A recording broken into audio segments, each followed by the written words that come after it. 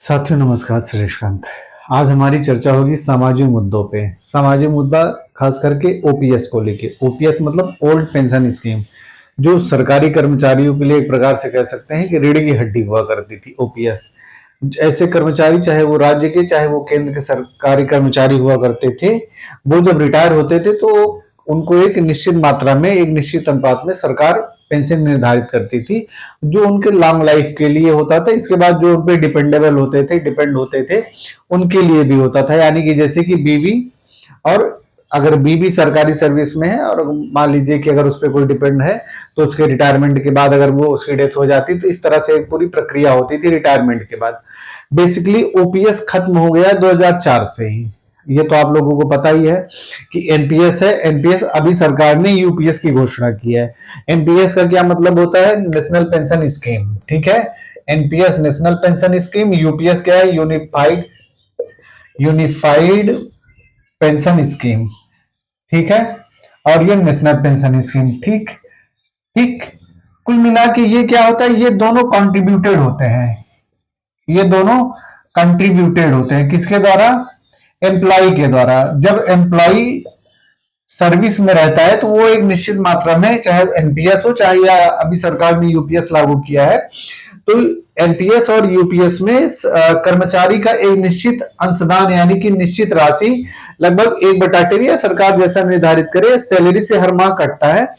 सरकार भी अपनी तरफ से उतनी ही मात्रा में देता है। ठीक है, अब तो सरकार कुछ उस मात्रा से ज्यादा देता है, लेकिन कर्मचारियों के लिए एक निश्चित अंशदान तय है। ठीक है, उतना आप दीजिए। यानी कि सरकार कर्मचारियों की सैलरी में से एक निश्चित मात्रा में पैसा लेती है और उस पैसे को फंड के रूप में एनपीएस, उसको एनपीएस बोला जाता है, सरकार अपनी भी तरफ से लगाती है। बाद में जब वो रिटायर होंगे तो एक पूरा प्रोविजन है, उस प्रोविजन को फॉलो करते हुए आपको स्कीम मतलब की पेंशन दी जाएगी। कुल मिला के ओपीएस में क्या होता था? ओपीएस नॉन कंट्रीब्यूटेड होता था। ठीक है, ओपीएस क्या होता था? नॉन कंट्रीब्यूटेड होता था। ठीक है, जीपीएफ एक होता था ओपीएस में, लेकिन वो खुद का पैसा होता था। और कहने का मतलब है कि सरकार वहां पे क्योंकि कंट्रीब्यूट नहीं करती थी, एनपीएस और यूपीएस में कंट्रीब्यूटेड है। ठीक है, सरकार भी दे रही है एक निश्चित मात्रा में और कर्मचारी भी दे रहा है। ओपीएस में ऐसा नहीं था। ओपीएस में ये था कि कर्मचारी जब वो रिटायर होगा तो उसको एक निश्चित मात्रा में सरकार की तरफ से आजीवन पेंशन दी जाएगी, पेंशन की राशि। इसके बाद जो उस पर आश्रित होंगे, यानी कि वाइफ, अगर वाइफ है तो हस्बैंड, यानी कि दो हस्बैंड वाइफ दोनों में से किसी को अगर खत्म हो जाता है तो वो एक निश्चित मात्रा में जो उस पर डिपेंड रहेगा उसको पेंशन लगातार उसके मृत्यु पर्यंत तक जीवन भर दिया जाएगा। ओपीएस इसी वजह से सरकारी कर्मचारियों के कह सकते हैं कि बुढ़ापे की बोला जाता था लाठी, जैसे बुढ़ापे की लाठी, सहारा है बुढ़ापे का। पेंशन वाकई अगर देखा जाए तो ऐसे वृद्ध लोगों के लिए जो सरकारी कर्मचारी थे, इसके बाद रिटायर हो गए, जीवन पर्यंत तो मृत्यु पर्यंत तक, मरते दम तक उनके लिए कह सकते हैं आर्थिक सशक्तिकरण का माध्यम तो होता ही था। ये बात बिल्कुल है कि सामाजिक सशक्तिकरण में एक वो बहुत बड़ा फैक्टर तो होता था, खास करके गांव देश या कहीं भी सरकारी कर्मचारी हो, चाहे वो शहर चाहे गांव से मतलब नहीं है, पर उसका एक आर्थिक सशक्तिकरण, उसकी वजह से उसको एक मजबूती मिलती थी और एक बल मिलता था कि नहीं, समाज में उसका भी वो था कि नहीं, कुछ नहीं तो हमारे बुढ़ापे की लाठी, पैसा मुझको एक निश्चित राशि में मिल रहा है, मैं कुछ भी जी तो लूंगा ही लूंगा। पर जब से ओपीएस खत्म होंगे, एनपीएस है, एनपीएस को विरोध में लाखों कर्मचारी, चाहे वो सेंटर में हो चाहे वो स्टेट में हो, तमाम सारे स्टेट में सरकारें बदलती रहती हैं, तो हर स्टेट अपने अपने तरीके से राजनीतिक कारणों से वो कहते हैं कि नहीं हम ओपीएस लाएंगे। जहां पे बीजेपी रहती है तो बीजेपी कहती है कि नहीं एनपीएस ही चलेगा, और बीजेपी हटती है, कांग्रेस या अन्य सरकारें आती हैं तो वो कहती हैं कि नहीं हम ओपीएस लाएंगे। लेकिन बशर्ते मैं सच बताऊं कि ये सिर्फ एक राजनीतिक मुद्दा है, राजनीति का खेल है, इसको राजनीति के चश्मे से देखा जाता है। हकीकत यही है कि सामाजिक सशक्तिकरण का जो एक सबसे बड़ा माध्यम था ओपीएस, वो समाप्त हो चुका है। इसकी पक्की खबर कैसे पता चली?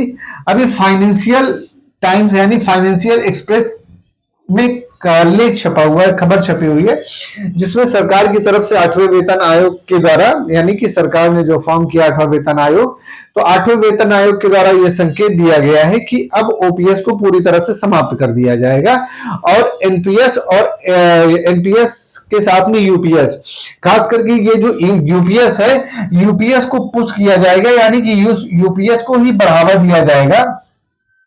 फिलहाल एनपीएस से यूपीएस में अगर आप ट्रांसफर होना चाहते हैं तो सरकार लेके आई थी, जिन कर्मचारियों ने चाहा उन्होंने यूपीएस में शिफ्टिंग कर ली है, लेकिन यूपीएस को ही सरकार प्रमोट कर रही है। ठीक है, तो कहने का मतलब है कि अब ओपीएस बहुत दूर की बात हो चुकी है और केंद्र सरकार ओपीएस को 8वें वेतन आयोग के द्वारा पूरी तरह से खत्म कर देगी।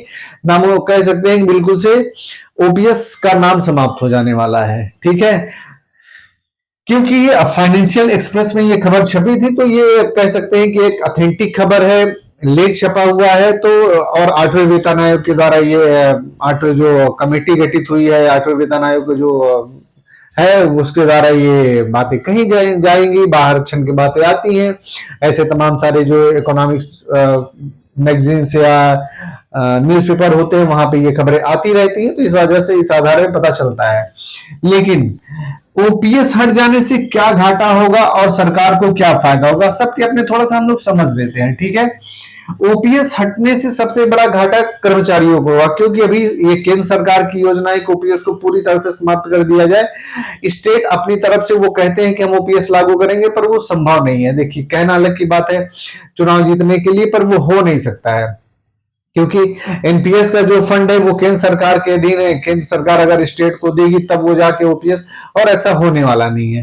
ठीक है, 2004-5 में लगा था ओपीएस, एनपीएस, ओपीएस खत्म हुआ था।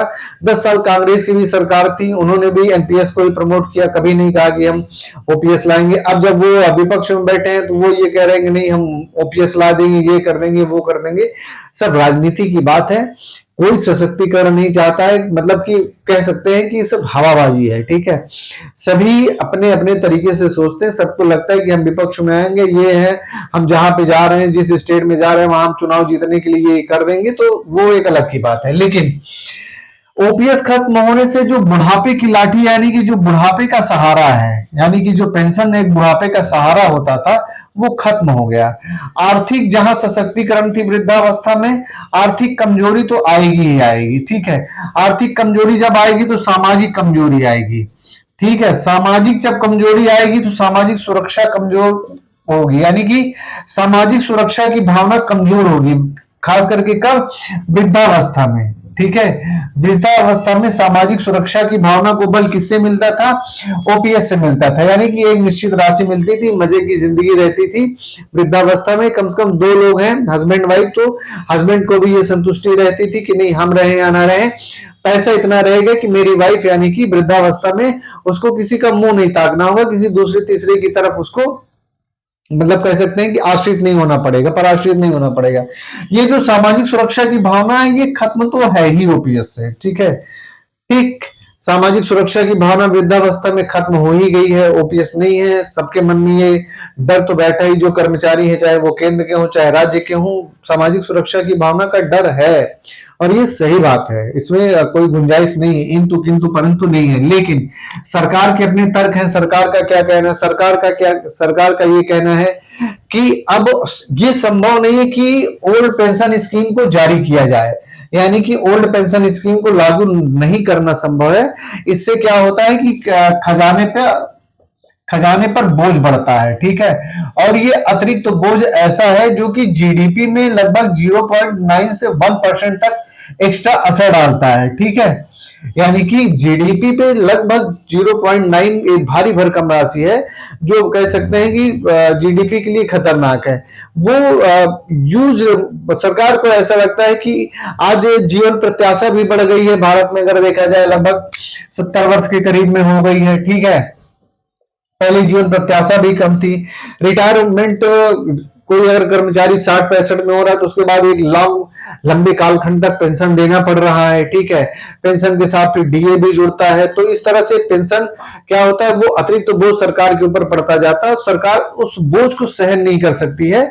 सरकार का कहना है कि वही जो पैसा बचेगा हम सामाजिक कार्यों में लगाएंगे, विकास में लगाएंगे, इसके बाद बहुत सारी ऐसी सामाजिक योजनाएं लेके आएंगे जिससे कि दलित, वंचित, जो कह सकते हैं कि बिल्कुल से उसके लिए घर तक जिनको नहीं है या रहने के लिए पीने के लिए बिजली पानी, मतलब जो सामाजिक एक आधारभूत होता है, जरूरी चीजें होती है, घर, बिजली, पानी, सड़क, इन सब सारी चीजों की जो कमी है भारत में, वो पेंशन में जो एक्स्ट्रा पैसा जाएगा हम उसको बचा के एक प्रकार से वहां पे लगा सकते हैं, ट्रांसफर कर सकते हैं डेवलपमेंट में।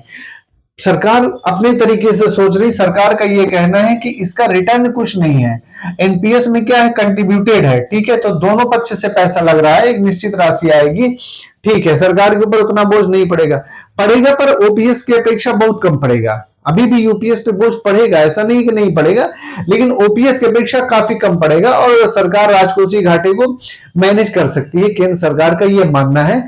जहां जहां स्टेट की गवर्नमेंट है, बहुत सारी रिपोर्ट आती है, नीति आयोग की, योजना आयोग की भी, उस टाइम पे जिस टाइम पे यूपीए की सरकार थी, योजना आयोग की तमाम सारी रिपोर्ट आती थी कि यूपीएस अब संभव नहीं है, उन्हीं लोगों की रिपोर्ट होती थी। नीति आयोग की भी अपनी रिपोर्ट है, बहुत सारी जो इकोनॉमिक्स कह सकते हैं कि एक्सपर्ट है, उनका भी ये मानना है कि ओपीएस आज के समय में भारत में एक बहुत बड़ी जनसंख्या है, बहुत बड़ी संख्या ऐसी है जो रिटायर्ड है, सरकारी कर्मचारियों की संख्या है जिनको पेंशन दे पाना बजट पे बहुत ज्यादा बोझ डालता है और सरकार के पास फिर पैसे कम बचते हैं, खास करके स्टेट के पास तो पेंशन देने में 18% कुल बजट का उनका पैसा जो है सिर्फ तनख्वाह और पेंशन देने में ही चला जा रहा है।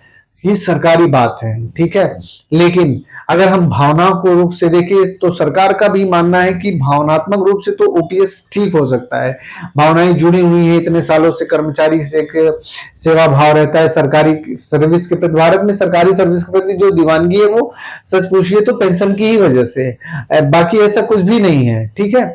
अब जब पेंशन खत्म हो जाएगी, यूपीएस आएगी, एनपीएस में जो भी लोग रहेंगे, तो हो सकता है वो भावना ना पनपे, जो जिसके पेंशन नहीं मिली है, जो ओपीएस में जो भावना थी ओल्ड पेंशन स्कीम में, वो भावना तो फिलहाल नहीं रहेगी। लेकिन कुल मिला के बात इतनी सी है कि जो फाइनेंशियल एक्सप्रेस में रिपोर्ट छपी उसके आधार पे 8वें वेतन आयोग के द्वारा ये संकेत दिया जा रहा है कि ओपीएस पूरी तरह से खत्म होने जा रहा है, बिल्कुल नामो निशान मिल जाएगा। सरकार के अपने तर्क हैं, सामाजिक जो बहुत सारे जो लोग हैं सामाजिक चीजों को समझते हैं, एक्सपर्ट है, उनका ये मानना है कि नहीं, ओपीएस बुढ़ापे का सहारा था, बुढ़ापे की लाठी थी ऐसे कर्मचारियों के लिए जिनका कोई नहीं था, आर्थिक सशक्तिकरण के रूप में मुखापेक्षी नहीं थे, तमाम सारी चीजें हैं। लेकिन साथियों सच बात यही है कि ओपीएस एक भावनात्मक एहसास था ऐसे कर्मचारियों के लिए जो रिटायरमेंट के बाद जीवन यापन करते थे, उनको मजबूती मिलती थी, वो चीज तो अब यूपीएस और एनपीएस में नहीं रहेगी, ठीक है। लेकिन किया ही क्या जा सकता है, ओपीएस खत्म हो रहा है, पूरी तरह से खत्म हो रहा है और सरकार आगे देखिए क्या क्या करती है। लेकिन सरकार का ये कहना है कि जो अतिरिक्त तो बोझ पड़ रहा था उन्हीं पैसों से हम सामाजिक विकास के कार्यों में लगाएंगे पैसा और सामाजिक उन्नतीकरण होगा, भारत का विकास तेज गति से होगा। जो पैसा हम वहां पे दे सकते थे ट्रांसफर करके वहां पे लगा सकते हैं, सामाजिक कार्यों में लगाएंगे तो ज्यादा उपादेय रहेगा, उसकी उपादेयता ज्यादा बनी रहेगी, उसका एरिया कैनवास जो है सभी लोगों के हित में रहेगा। सरकार का अपना मानना है, लोगों को अपना मानना है, जिसकी जैसी भावना है वो अपने तरीके से ओपीएस और यूपीएस में देख तय कर रहा है, सोच विचार रहा है, ठीक है साथियों। तो ये एक सामाजिक मुद्दे की बात थी जिसको बात करना मैं चाहता रहा था। ठीक है, धन्यवाद।